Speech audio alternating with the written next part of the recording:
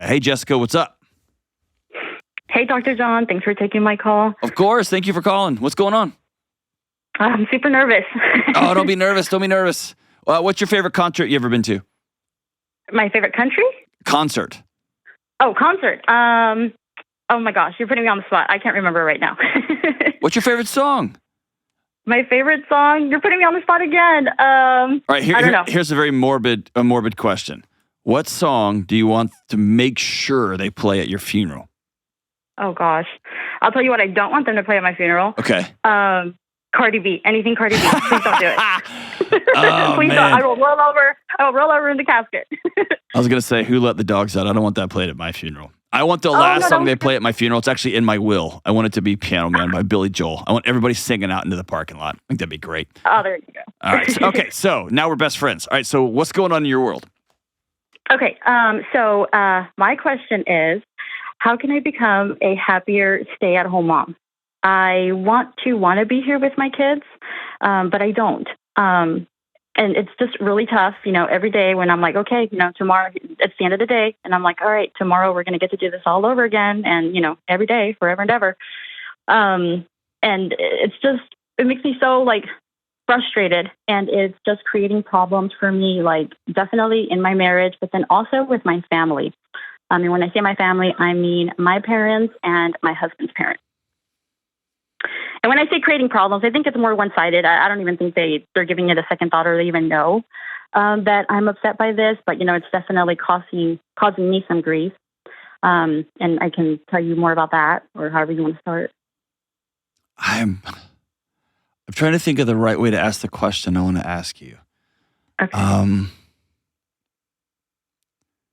How long has it been your responsibility to make sure everybody else was getting what they wanted and needed before you?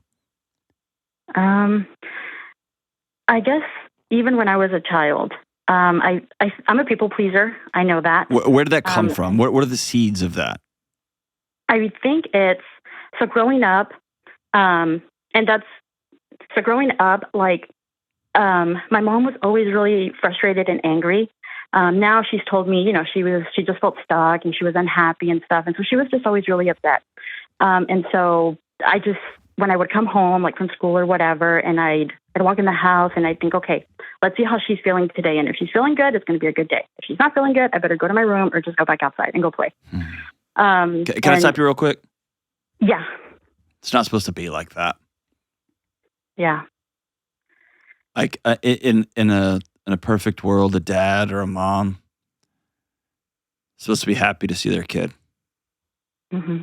You should not have known at that age that it was your job to take care of the emotional needs of the adults in your life. That should have never been your job, and I'm sorry. Mm-hmm. And now here we are. Here's the bigger question. I won't say why. Well, I will ask why, but it's not a fair question, and I know that, okay? Mm-hmm. Why are you living a life that you don't want to be living? Because this isn't about you enjoying something. This is how do you make yourself I don't know, if you like long, flowy dude hair, you're asking me how do I think somebody's handsome with a shaved head? You just don't. I don't know. You just don't. Why can't you live the life that you want to be living? Then I guess the better question, the reason I can't live the life that I want to live right now, meaning I want to go to work and I can't go to work right now, is because we wouldn't be able to afford childcare. We have 3 kids. So we have a 3-year-old and then we have 1-year-old twins. Okay. And can we sit on that for a second? That's the issue. Yeah. Yes, I know. That's the issue. Yeah. And I feel so No. Stop. It's not the childcare issue. I didn't say that right. Oh. Just exhale for a second. Can I say something that you're not allowed to say? Yeah. Your life sucks right now. Yeah, it does. It's all vomit and poo and crying and movement and all night. And you're all tired and your body's a jungle gym. And already you're seeing your husband start to raise his eyebrow a little bit and give you the eye. Oh, do you want to do it tonight? No. Yes, No, I know. I know. Can I just say it? You've got three little beating hearts of yours outside of your body walking around, and it's amazing, and your life is miserable right now. Can we just exhale? Yeah. Hey, listen, you're not a bad mom. You're not a bad wife. Everything's chaotic. It's chaos. And there's not a mindset trick, or there's not like a super like a journaling exercise you can do to make your life not crazy right now. The only thing I could tell you is this will pass. Okay. It will go faster than you think, but you have 2 1-year-olds. I still get like hives thinking about the time I had 1 1-year-old. And then I had another 1-year-old, but by that time I already had a 6.5 or 7-year-old that could bathe himself. I can't even imagine what your life is like right now. But it's wild, right? Yeah, it's wild. And like you said, miserable. It's miserable. And so I want you to hear me say, like, it's not going to be like this forever. In fact, it's going to go real, real, real fast in the grand scheme of your life. Okay. And every minute's going to feel like 1,000 years for a little bit longer. There's an old, I'm going to do my best to dig up these studies. I was really touched recently by I think it was either old psychologist or anthropologist, but there was some old Native American wisdom that there should be and I think it was cross-cultural. I think it was across the world too. I have to go back and get my sources, so don't quote me on the sources, but here's the sentiment. No woman, no mother should ever be left alone with a crying baby. And I'm wondering if I hate my life, I hate all this stuff, it's too loud. How much of this are you trying to do all by yourself? As a stay-at-home mom inside of a 3-bedroom, 2-bath house or wherever you live in San Antonio, Texas, alone, because that's just the way they told you're supposed to do it. All of it. Okay. You can't. All right, that's not true. You can. And your body's going to revolt because it's not designed to do all of this by itself. And that means you, as a people pleaser, are going to have to, for the first time in your life, ask for help. Well, that's the thing. I've asked, and that's what I meant by, becoming resentful of my family, is that we've asked. My husband works 14-hour days. Okay. So it is just me and the kids all day. And, we've asked for help, and nobody can come through for us. Okay, then let's stop that. Those people that you've asked can't. Mm-hmm. There are 1,000 other options, even when it doesn't feel like it. Here's what options look like. A group of moms that come over to work from home, but they work at your house. A group or just a group of women that will come over just to have human beings around you. My son, when he was 10 years old, a woman down the street hired him to just come play with her kids while she was there. And just that much gave, right? Like it wasn't even like a true babysitter situation. And I get it. Childcare is about $1 million a kid nowadays. I heard a comedian recently said, if all the volume was off and he just got dropped on planet Earth and somebody showed him a video of people storming the White House, he would have thought for sure that's about childcare costs, right? It's wild. Yeah. Okay, cool. Hiring a teenager to come over and be a babysitter for 2 hours is not. That you can manage. Okay. But it's you getting creative. I think you get stuck in, I really need my parents to help me, and they're not, and they won't. I really need my in-laws to help. Oh, they will not. And so the more you dwell on that, the more you're choosing to be miserable in the day in and day out of your life. Mm-hmm. It's not going to happen. They won't. Or how much of this is, it might be the case. Have you sat down and said, it would really help me out if you could come over Tuesdays and Thursdays from 8 a.m. till 11 a.m. so I could get some stuff done? Have you been really specific? Yes. Okay. Not with my parents. because they're not living here right now. Okay. They live here, but we're from a different state. They're living in that state right now because of some family stuff. Okay. So not with my parents recently, but my mom doesn't work. And so in the past I have asked her, Mom, would you just come and just hang out here so I'm not alone, or just hang out so that the kids are a little bit distracted. And she usually tells me why she can't. Okay. And then with my in-laws, same thing. They live 45 minutes away from us, and my mother-in-law still works. And so, of course, during the week, I don't expense her to do that. So on the weekends, can you guys come down? And they'll tell us, well, no, because we have to grocery shop, or no, because they have a 19 and a 23-year-old who still live at home. Well, we have to help the 19-year-old take her car to the shop, or. Sure. And that something. Really. Yeah, the grocery shopping really makes me mad. The whole 19-year-old thinks that I think she's 19, guys. Come on, Of course. She's not a child. All right, so let's put a period at the end of the sentence.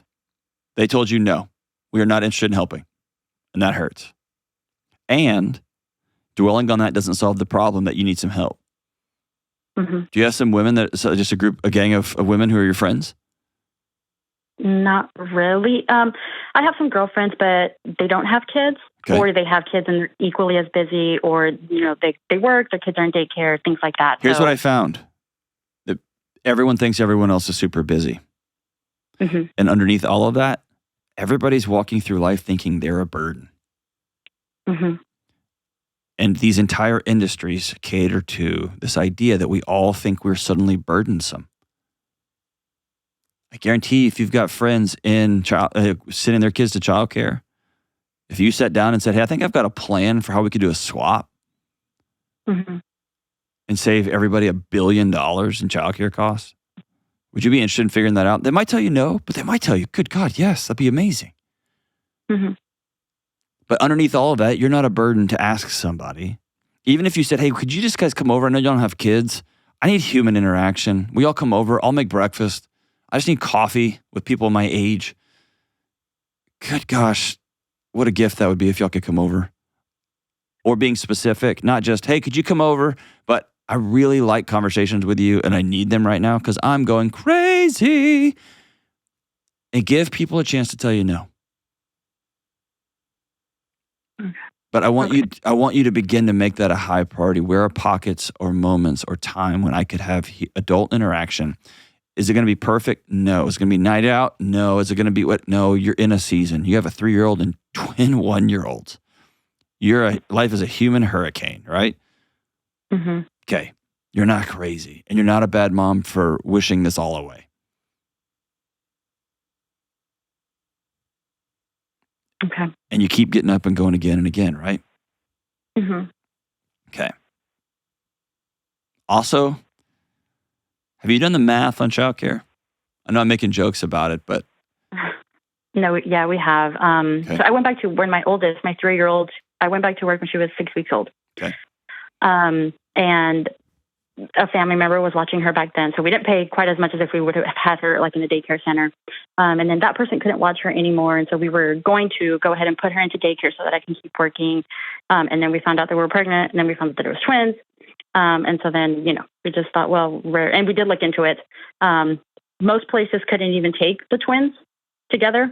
And then the ones who could, it was really, really expensive. It was more than what I was making. Okay. Is there a place where your 3-year-old can go play for a few hours a day? She used to be in Mother's Day Out last year, but we pulled her out this year because we couldn't afford it. The tuition went up, and so we couldn't afford it anymore. Okay. And like right now we stay inside the house like pretty much all the time, just because it's really tough for me to get out with all 3 kids because they're all like at different stages in their mobility. Even the twins are. I have one that's like kind of behind on the milestones. I have another one who's kind of almost ready to walk. And then my 3-year-old who just takes off. Can I tell you something bonkers that's so super annoying about what I'm about to say? Because I know I'm not a mom with 3 kids. Go ahead. So I'm telling you from the utmost privileged position of what I'm about to say. Okay. Okay. When somebody is telling me, hey, I need to buy this whatever car, and they only make this much money, and they're like, but I have to have this car because of this and this and this and this and this, I'll often tell them, I hate to tell you this, man, but math doesn't care what you think you need. You can't afford it. Mm-hmm. And when somebody says, yeah, but I only like to eat this and this and this and this and this and this. And that's what I'll tell them. I know, but your body doesn't care about what you think you like. It does know about energy expenditure and calories. It just does. So I'll tell you, I know it's such a pain to get those 3 kids out of the house. And I'm listening to a friend of mine in San Antonio drown from loneliness.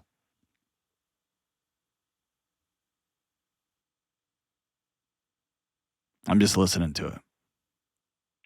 Mm-hmm. Is that fair? Yeah.